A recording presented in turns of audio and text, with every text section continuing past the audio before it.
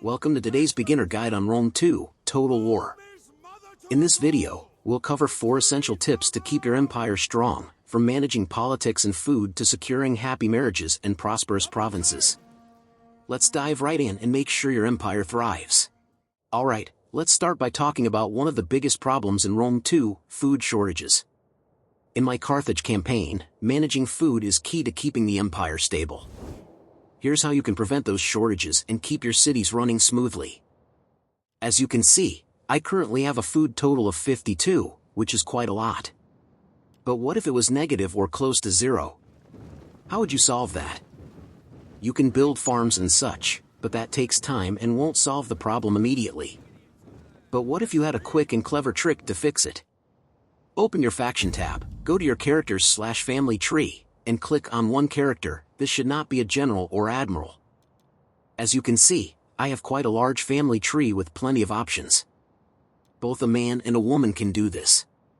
Do you see that little box in the bottom right with a flag and send emissary on it? Go ahead and click on it.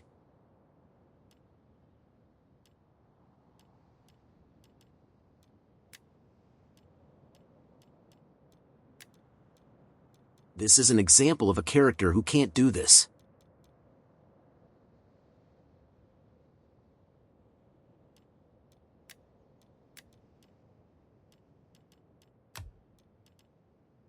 Remember, I have 52 food. Once I click on that send emissary icon, I can see all my conquered provinces and how much food they have. Look for a negative number with a red loaf of bread next to it. When you click on that, you'll see that my food went from 52 to 56. Now, let's talk about public order. How do you prevent rebellions? This province is already quite happy. But they have the plague because they're not practicing social distancing. Now, you can see that each turn, 18 happiness is added.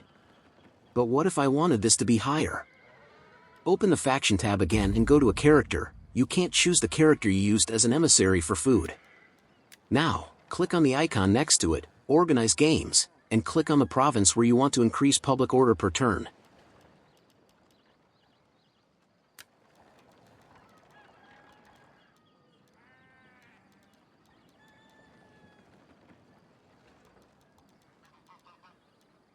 If you're not sure about the difference between a settlement and a province, let me explain.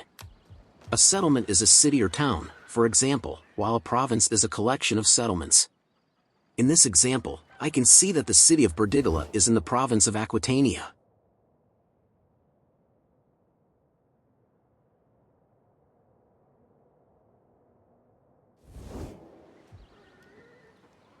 As mentioned earlier, just click on Organize Games and then select the province where you want to increase public order for the next turn.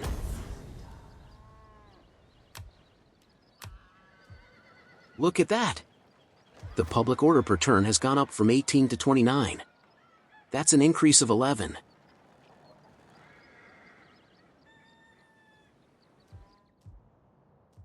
Now, I'll show you how to marry off one character to another.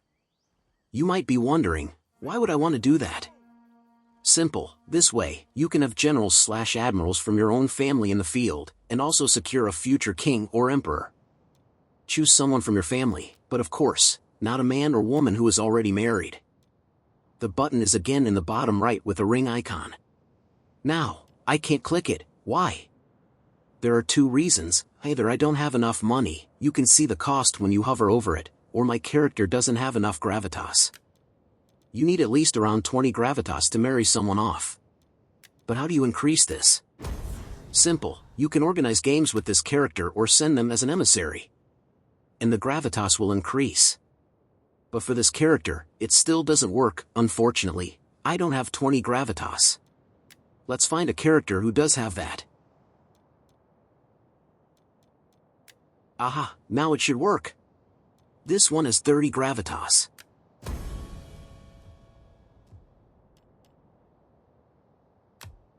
Now, you can see that she has a man next to her icon. She can now update her Facebook profile to married. One of the worst types of rebellion you can have is when one of your own faction's political parties rises up. Now, how do you see this? Simple, open your faction tab, go to politics, and now you can see your rival parties. Look at the loyalty, this is the torch icon, and it should absolutely not be close to -20. There are two ways to improve this, with secure loyalty, or if this button isn't available, you can promote a rival political character. Sometimes, you can't promote a character because they're not at a high enough level or age.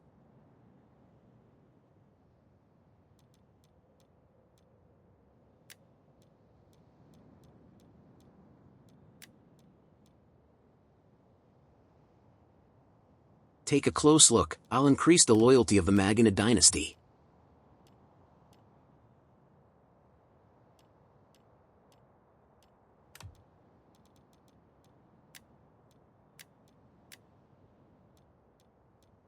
You don't just get buffs for loyalty, but many other benefits as well. The downside is that the rival political party now gains a bit more influence in the Senate.